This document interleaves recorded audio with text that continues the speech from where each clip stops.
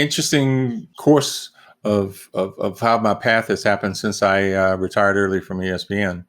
And when I first got out, I thought, I have all this experience. I thought, okay, you know what, maybe I'll be just a baby Disney, a baby ESPN. And I realized that wrong idea. First of all, your money's not long enough. And to actually be there, it really is about, all these great ideas, all these great institutions, all these great companies that we all point to, all had a point of a big bang for them. And a lot of it had to do with what was going on around them. And so for me to kind of be that new version of that was in reality kind of an impossibility because most of this had been done, and for me to kind of do it, the thing that always became, harking back to my lessons at ESPN, you learn that the barrier of entry, especially in the media business, is so high. Now, today, with the consumer technology that has happened, a lot of those things, people will argue with you over and over again. A lot of those things have been blown apart. Well, the answer is yes, but it really is for small businesses. There's only a handful of people who started in this whole idea of being in a consumer business and just blew up.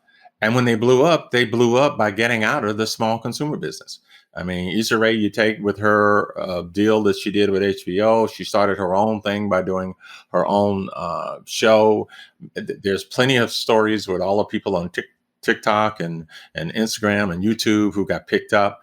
Well, they blew up and they blew up into the big universe. So realizing that wasn't going to happen after I spent too much money and I did the wrong thing. You're supposed to steal other people's money, not your own.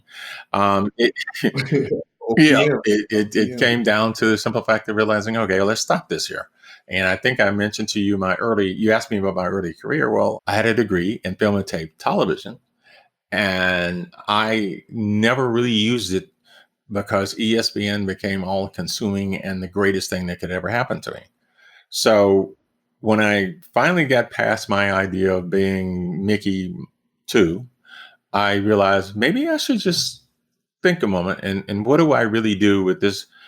Go back to what I really thought I was going to be in the beginning.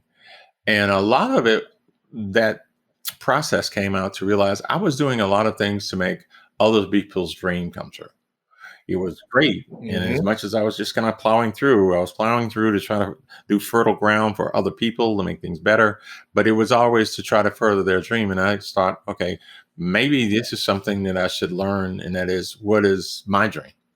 And how can I get back to it? And it was the film business.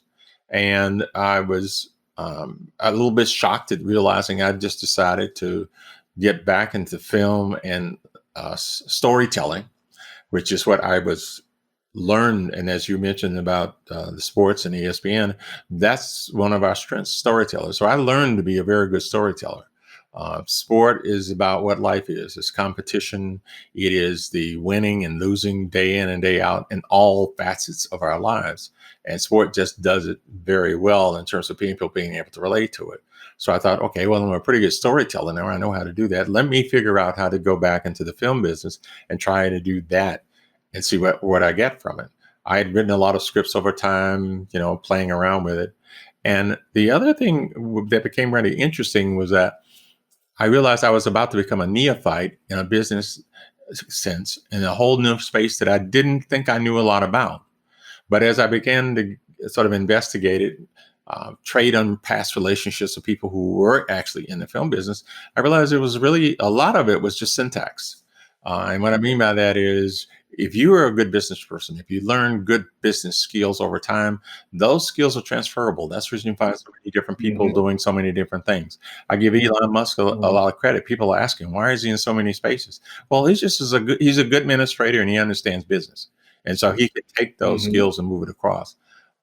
Vis-a-vis the skills that I knew in business, when I started talking to people about the film business, how the film business works, I realized that they were using terms like waterfall, and all that meant was quite simply who gets paid first and when. So that helped a lot of relaxing my worry about being an administrator. But what I really realized that, this craft and skill of telling a story the way they would like you to tell it was where I needed to dig deep, and so that's what I've been spending the past 3 years. They tell you, and this is where I try to dig deep and maybe obsessed with the idea of getting things right. They tell you if you're going to be a writer, if you're going to be a good writer, you should write or think about writing every day. And I would say, out of the past 3 years, I've held up my end. About 90% of my time that's not devoted to the family and other things are spent really trying to get myself ready and to be a good storyteller, but in a structural way so that you kind of match up. So my ultimate dream is to have the kind of success someday in the film and TV space that I've had in sport.